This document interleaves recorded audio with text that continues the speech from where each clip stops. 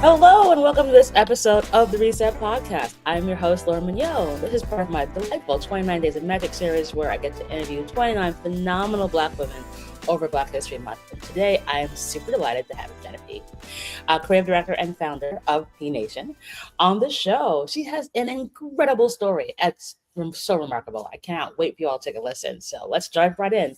Sup, Janna? Hey, thanks for that intro. Beautiful. You know, I'm working on it, do a little thing, little something, something here, there, and everywhere. So I'm so glad to have you on the show. And first question is always fun. Answer's always hilarious. I'm sure yours will be no different. So, what was your all-time favorite job? Whoo, all-time favorite job. I think I'm gonna cheat a little bit. You can. In hindsight, every job was a favorite for where I was in that journey. But definitely the job I'm in now is my favorite because it allows me to have all parts of me show up fully. I love that. And what makes that so special for you? What makes that so special? Right? That's a little back. Mhm. Okay. What makes it special is that that is not easy for me in American society to do, to be in jobs. My previous roles, I do not feel as though I could fully be myself and it be accepted, whether that is Black, female, queer, all the things. There were parts of me, unfortunately, that I felt I had to compartmentalize in order to be successful. I love that. I love the fact that you have that freedom right now. So, talking about that, what was the journey to get there? Like, how did we get to be able to be in this like fabulous state of like this is my favorite job right now? Whew, life, time, space, I would say. I mean, I'm very fortunate that I have done a lot of great work throughout my career, mostly from the communication side. So think like social impact, think entertainment, think really helping push and move movements forward from a narrative change POV. So I've seen and I've learned a lot. And I think for me, there was a period, was it COVID? I mean, COVID changed a lot for everybody, but there was a period where I could feel myself continuing to climb up a ladder, a corporate ladder, and I got to the top only to realize, oh, is this the view? This is how it is from the top of this ladder? I don't think I like this. I don't think it's going to serve me, to which I had to redirect and move the ladder, or as I say, just yeah, move the ladder on my house versus a ladder that was built to climb up somebody else's. Does that make sense? That's a beautiful way of explaining it. I have never heard it explained that way, but I love that. Like move the ladder onto my own home, which I think is honestly really impactful. If you think about it, it's like we're always saying we have to climb up this mythical corporate ladder, Yeah, but where does it start? Where does it end? And whose ladder is it? correct. Versus saying like it's actually my own ladder. Like what am I trying to ladder up to? And what is that? And do I even need to climb up that ladder? That part. That part. Like And when I climb up it, is this the end? And did I get to it too quickly? And whoo, yeah, that for me was my wake up call for sure. I love that. And so was it really the kind of time of COVID where you're like, you know what, I need to go do something else? Or did you have a kind of different sort of hallelujah reset moment? It was a different one, and I can share. Let's see how I tell it. I always say I was at an agency, a communications agency, and I enjoyed the work at the time, and I was very successful running a division. And so I spent all of this time climbing up to get to the C-suite, to get into the room, and there were for me it was three things, Laura. It was one, nobody knows what they're talking about right here. Wait, what? We are at a time where we're talking about, it was June 2020, Black lives, and I am one of few Black women, well, the only Black woman, but one of two Black people at the table, and I have to defer to my white counterparts because of seniority, because of different things about a racial issue that is my identity. So that one was hard for me to get to the room to realize, oh, we all are just figuring it out. And then there was a period where a lot of Black women left the agency. And I did take that personally because I felt, as the most senior Black woman, I was a reflection of what it could be. And if Black women were leaving pushed out or choosing to leave, that one hit me hard. And then, yeah, there would be clients that I would want to bring in, Laura, and they would be excited and they would tell me verbatim, if it were just you, we would move forward. But because you are a part of something different, we cannot, which pushed me to think, well, girl, what am I doing? Should it be just me? Is this the time? And that's when I made the leap to start my own business. It's a really interesting point because I think, especially around what happened around 2020, when there was a sort of weird rose-colored glasses for about 18, 24 months, where Yeah. everyone was like, oh yes, listen to Black women, listen to Black men, like we will Black square everything and do that. But like, I think we all collectively knew this is not gonna last. Correct. And if they're paying right now, let's stack our paper. Important. because because this is going to come crashing down, and we might as well at least have made some dollars than like ride the wave. Because again, they were hiring lots of, I remember seeing lots of white women getting these jobs and be like, Mm, what's the expertise? Yeah. Okay. okay, all right, sure, God bless.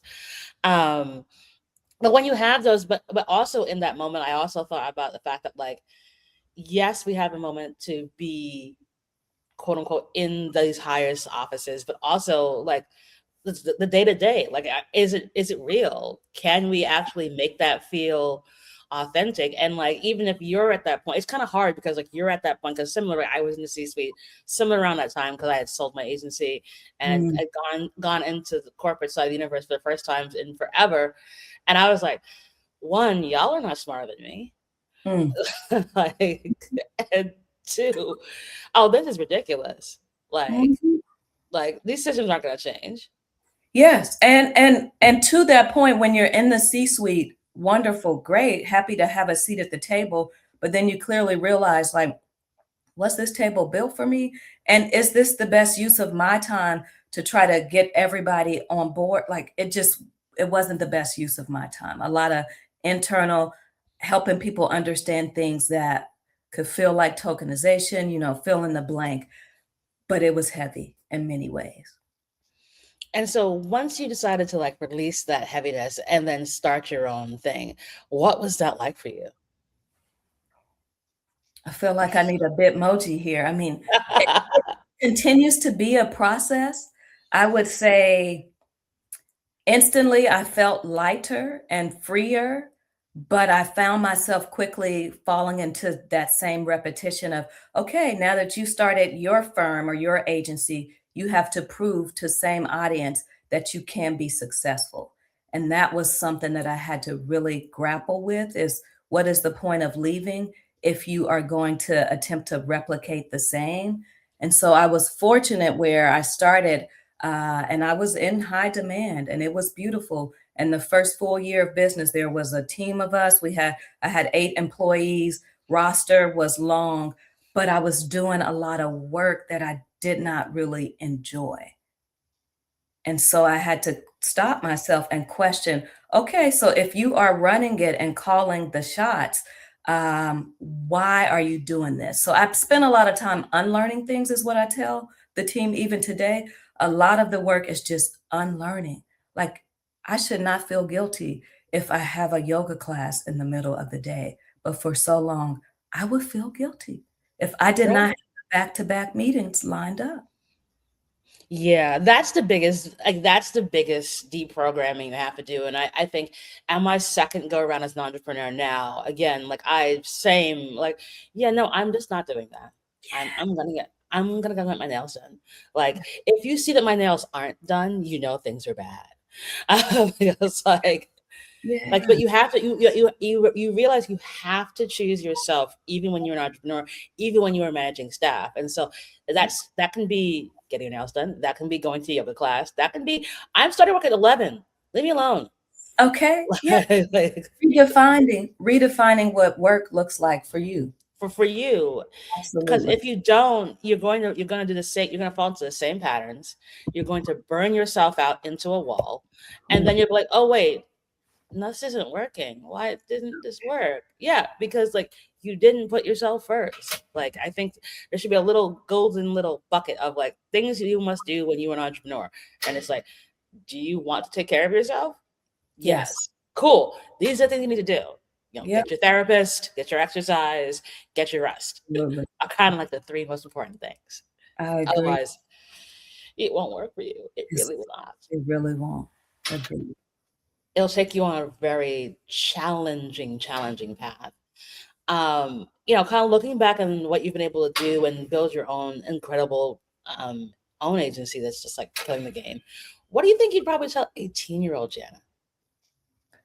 Oh, what would I tell 18-year-old Janna?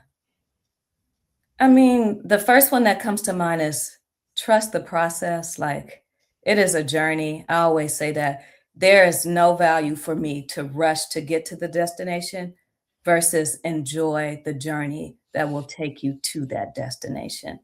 That is certainly what I would tell 18-year-old Jana. I would also say, girl, you know you are dope and you are a queen. Quit feeling as though you need to prove to other people that you are worthy. All you need to know is that you are worthy. Therefore, others will adjust accordingly. I love that. Yes. Cuz honestly, you just have to believe that. Like I see it so many times for younger folks, and I'm just like, you do realize you're awesome, right? You are.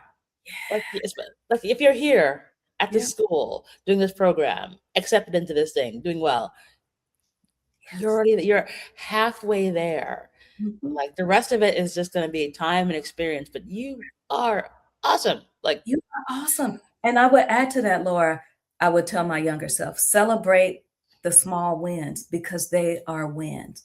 I was so conditioned to, great, got accepted into this law school. I need to move. Okay, got this job. What's next? Instead of, I got it. And this feels good. And I deserve to celebrate and sit in this moment. we're always in that rush to be like, oh, okay, I got this thing. Great. Now to the next thing. It's at first it's like, it is sort of like kind of going back to your ladder metaphor of like, can you just take a step on the ladder and be like, and look around like, look how far you've come. Versus like, okay, I gotta keep climbing. Yes. Yes. It's your own climb, you get to manage it. And so enjoy the ride versus trying to make it so challenging for yourself. Correct. It's not necessary. Easier Uh said than done, but yes. well, oh, it's not easy. Really? I had no idea. I'm shocked. I'm shocked, stunned, and amazed. Thinking about kind of being in this like good state of like figuring this stuff out on your own. What do you think? One thing you're really grateful for right now. Right now, what am I really Yeah. grateful for? The Mhm. ability to protect my time and energy. I am extremely, extremely grateful that I get to be selective about who I want to give my energy to and my time to. I could not imagine for me being at a job where I would have to go into the office 3, 4, 5 days a week, where I would have to say yes to somebody just because they were more senior than me, even though, the false sense of urgency, all of these things that I had to spend years unlearning. And so, as so much craziness is happening in this country, I am eternally grateful that I get to be very selective about how I move and when I move. That's so important. I mean, especially now. Like, Yeah. because even the back to back to back to back to back to back to back to back teams meetings where you're like, did I eat? Right. Like, Did I sleep? Did I sleep well? Am I ready for this? I mean, the way the brain is wired to have to go, jump to various things, it's not sustainable for me for sure. I don't think it's sustainable for anyone. I think we get stuck in this like, but we have to do this. Like it's so Mhm. important. Like I mean, I've made this joke before because like my first company, our kind of tagline was like relentless hustle, Mm, and the idea of that being our tagline now in 2026 makes my skin crawl because I'm like, yeah, no, yeah. But there's a period in our life, I would say, where we do need to do that. And there's value in doing that. But it's not supposed to be the forever career journey. It is not. No, it's not supposed to be forever, but I also feel like that yes, be relentless and yes, hustle. But I feel like it's very much like figuring out there's something in between the relentless and the hustle. Mhm. It's like thou shalt take time for yourself. Yes. Because like if you're relentless and you hustle, but you don't take the time for yourself in between here, then like they'll crash Real quick. and you'll make mistakes, you'll make decisions based on scarcity because you think you have to do this thing, you have to take this project, you have to take this client, even you can tell they're cray cray. Yep. Like, you will have those moments, and that's the thing I think that a big lesson that we all have to learn along the way of just like, yeah, and also no is a complete sentence. Correct. Period. No is a complete sentence. And I always ask myself, to whose expense? I can be relentless, but at my own expense. I can be a hustler, but I have to make sure that it is for my benefit and not somebody else's. Otherwise, I will get lost in the sauce. And it really is true because you'll be like, I'm spinning, I don't know what happened. Like that's your Well, stuff. You call me at 10 a.m. and you need an answer within an hour. That's your anxiety and urgency. That don't put that on me. like, yeah, leave me alone. Like, I'm good. Like, I I don't need it. It's not worth it to me. Like, we're good here. Totally good here. Because at the end of the day, it's just not gonna be worth it. You have to live Yeah. your own life and not somebody else's. Otherwise, it just becomes bleh. Yeah. On Uh, the and hamster wheel. Honestly, you're just on the hamster wheel. it's not good for anybody whatsoever because you're never going to give your best self if you do all that kind of stuff. You're always going to be like, well, I'm chasing, chasing, chasing, and I'm never actually like delivering because like or delivering the best I could deliver because like I think I have to keep going, going, going, going, going, and that's that. Agree. Agreed. And so it's interesting. Like you're in this sort of neat, like I hate the word flow state, but we'll just say that. And the work you're doing now, how are you feeling about the work you're doing now? What is that? Does that like move all the motors for you? It does. It does. I mean, I would say, let's see, the quick version would be typically a lot of my work would be to produce and share deliverables. Oh, you want this? We can produce a plan. We can land coverage, whatever. But the work I'm doing now is almost the exact opposite. It is presence and wisdom. And that is the work based on my wisdom and me being in the room and the energy and the value that I provide. Here's the invoice. And so for me, that means that I feel less guilty going to the gym because, hello, the gym is allowing me to show up to the meeting the next day with the right headspace to make sure that I'm adding value. Sure, organization or sure, filmmaker creatives, we work with a wide array of folks. But my ultimate goal is to make sure that I'm bringing my best version of me so that it will help your organization run better and make more money. Sure, your film do whatever it needs to do, but that cannot be done if I am not showing up with my presence and wisdom. Anybody can produce a plan or land coverage. That's not my specialty anymore. Does that make sense? That is the most beautiful way I have ever heard of "fuck you, pay me" in my life, and I adore. Yeah, Like, yeah. yes, like that was glorious. Oh, thank you. And that's what Like, I mean. We could I mean, translate it. but like, yeah, but that's it. It's like it's my presence and my wisdom is what you are paying for. Pay Yep. me. Listen, and Laura, Like and that's one it. thing I want to accept is that that's not for most people. So I'm not for most people, my word, and that's okay. But there's a percentage of folks that understand that and get that and crave and want that. And that's where my energy is better spent. And they will cut the check without a question. Okay. And tell me that I'm charging too low. Ma'am, What? I should have done. no, Wow. Okay. double. Like whatever you would, I always whenever I hear this, I'm like, whatever you're charging, please triple. because like you're expensive, Yeah. and let them negotiate down. So if you triple and it comes back to half, that's still A win. double. Still double. Excellent. Um, but like, yeah, no, I feel like that's the name of this episode because like that is just like Yes. perfect. Thank And we have to be in that true state of abundance when we're talking about this kind of stuff, where it's just like, look, I have spent 15, 20 years making this stuff for other people. Yep. You get all of that in this little handy dandy package of me. And if you want it, cool. But you're paying for the 15, 20 years. So I can tell you this in an hour versus you waiting 6 months. You got it. You got it. Yes. And we need more of that. We need more of that. Like, we don't need to be like, I'm not sure, I'm unclear. No, because like your confidence, that's what it is. Like you're paying for it. Because if you wanted junior people, you would hire junior people. Like Correct. you wouldn't have called me. Exactly. So